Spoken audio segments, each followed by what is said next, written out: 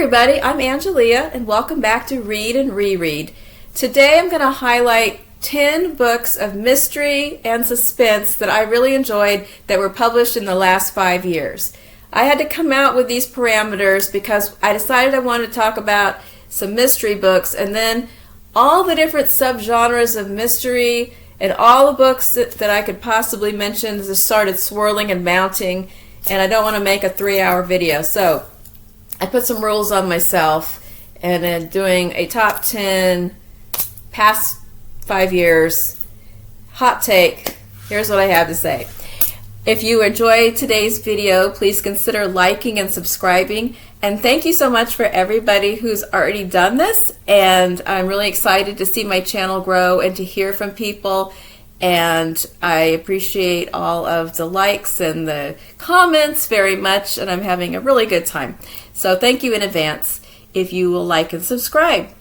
All right, so I'm just going to jump right into it because I don't want this video to be a million miles long. And I do have some notes so I don't forget which books I want to talk about. The first one is We Begin at the End by Whitaker. I read this book last year, and it really was one of the best books that I read last year. And I found it interesting to look at reviews of this book. If you just go into somewhere like Amazon and see what people said, and it's so funny how most of the books I feel very strongly about, somebody else felt very strongly in the completely opposite direction. And so this was no exception. We Begin at the End is the story of Walk, a sheriff, Vincent, his childhood best friend who's coming out of prison after serving a 30-year sentence, Star, who was Vincent's girlfriend back when they were teenagers, and Star's 2 children who she's not exactly raising because she is struggling with substance abuse most of the time. For the most part, the older child is raising the younger, which brings us to the star of the show, the outlaw Duchess Day Radley, who is a 13-year-old absolute badass who carries this novel from start to finish. She is a just unforgettable character. She is smart, fierce, protective, profane, wounded, vulnerable, guarded. She is just absolutely a marvel. And this book to me is really about her resilience and just surviving amongst all kinds of terrible events, and adults around her who often just don't really step up quite in time or enough, and just I had problems with some of the things that happened to her along the way.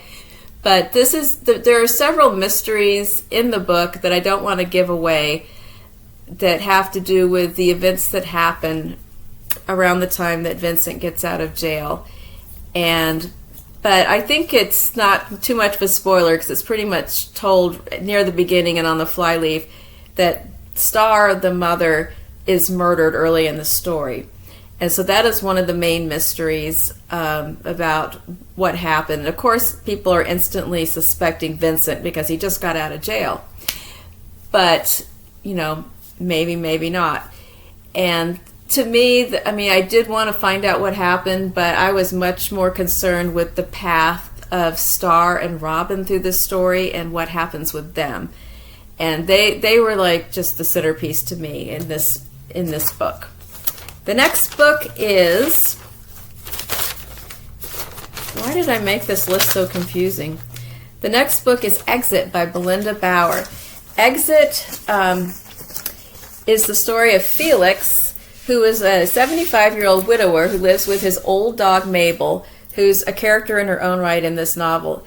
And Felix is a volunteer with a group called the Exiteers, who aid people with assisted suicide, people with terminal illnesses. And it's a secret society because it's not legal. So they have code names. They don't know who each other really is. And they go together in pairs to someone's home who has decided that it's time and they help them out medically with some drugs and things, and then they take the stuff away, they take the evidence away so that it just looks like the person died in their sleep. And Felix has a new assistant, a new partner, and it's her very first time, and they go to a house and it just hits the fan. Things go very, very wrong, and all of a sudden Felix is embroiled in a crime caper that he didn't know was coming. And interestingly enough, this kind of lifts him out of some doldrums and just becomes kind of exciting. This is a darkly funny book. Every character in the story, there's something terrible yet funny going on. And it has definitely like a Frederick Bachman kind of air to it, but darker. And the subject matter does not sound funny. Assisted suicide, a grieving widower who's lost his wife and his only child. There's, people who've gotten in over their head at the horse tracks and a bunch of stuff about sailing. And none of the subject matter sounds like, I must read. But yet it is. It's very, very entertaining and very good. And you can't predict it. It doesn't. You don't guess everything before the end.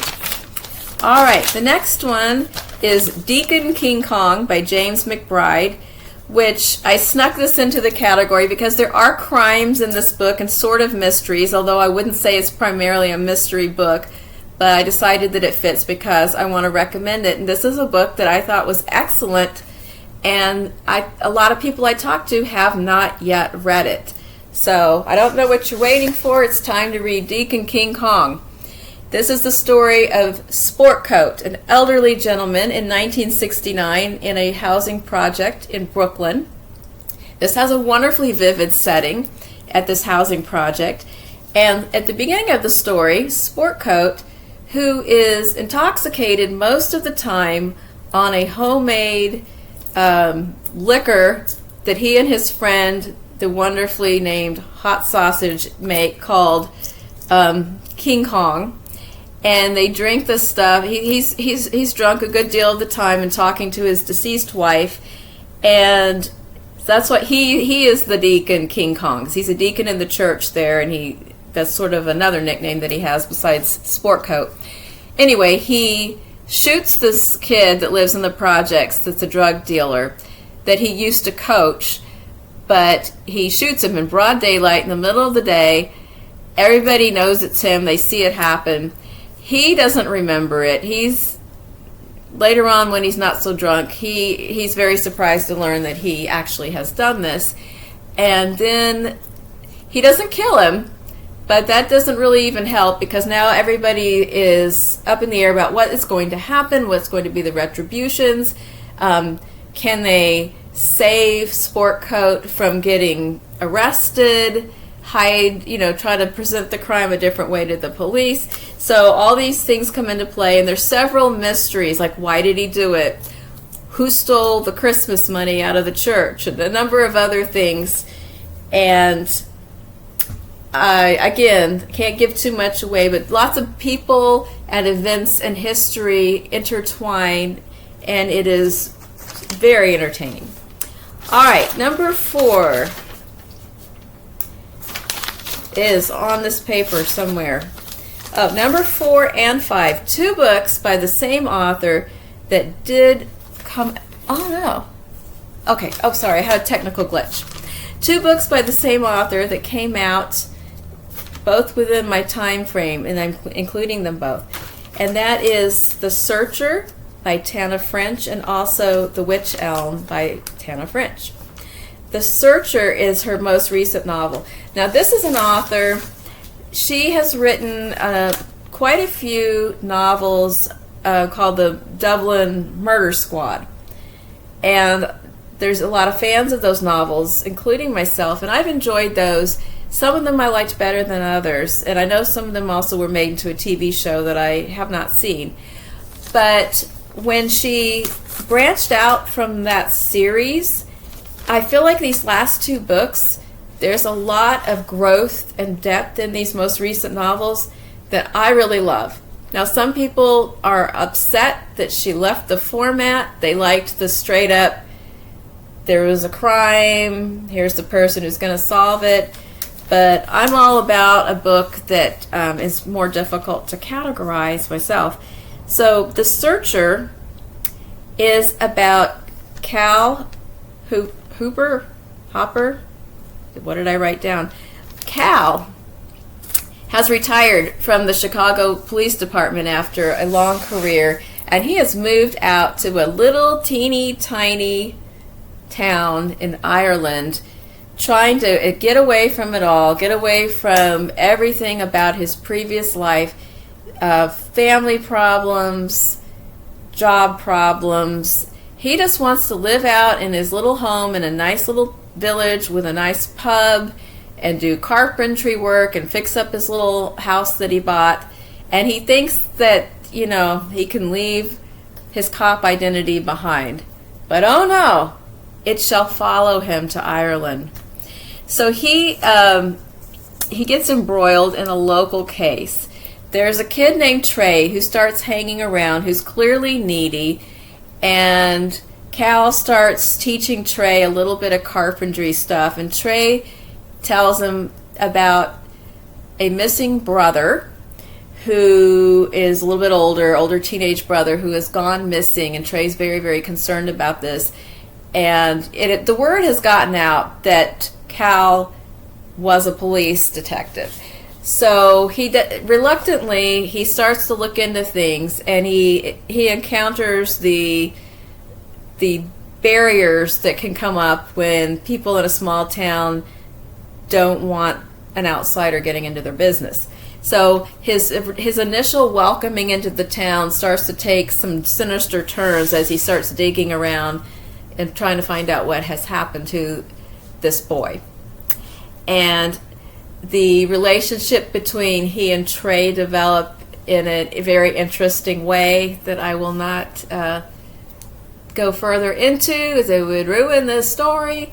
But it's really more a book about Cal's journey within himself and having a chance to atone for some mistakes of the past when he was raising his daughter and in his marriage, and these new relationships that he's forming are giving him a chance to rethink some of that. Going back a little further to her book that she wrote before that was The Witch Elm. And this one, completely different, but also very interesting. And this was a really long book. Some people thought it was tedious. Some people, that was the one that first broke away from the formula, and some people that bent them way out of shape. But I loved this book. And this is one I'd like to get a hold of a copy and reread it, because it's one of those ones when you get to the end and you find out all the answers, you want to go back through and see if you could have picked up some of those things along the way. And in The Witch Elm, there is a young man, believe his name was Toby.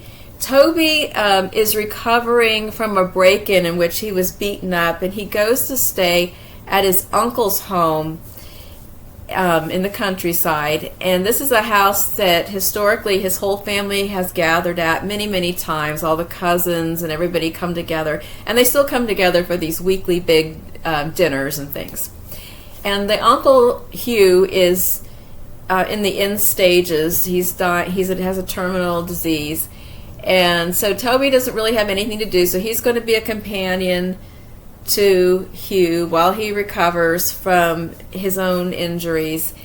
And in the course of this, and his girlfriend moves in too, so there they all are, and on one of these big family get-togethers, the kids are playing out in the yard, and they find a skull. And there's a big debate about whether they should maybe it's not real, we could just throw it over the fence, but they end up calling the police, and it sets a lot of things in motion about what has happened on the property in the past. And this book has a lot to do with memories, real memories, false memories, memories that you reshaped in your own mind to reframe yourself in a different light. It's also about privilege and how far that might carry you in life. Toby is not the most sympathetic person in the world, and I always think I appreciate when an author takes a risk with hard to like main characters, and I just found a lot to enjoy in this story besides the main plot of whose head was that we just found out in the garden. So that's what I really like in some of these books, is when there's that, but then there's a lot more. All right, so that was 4 and 5.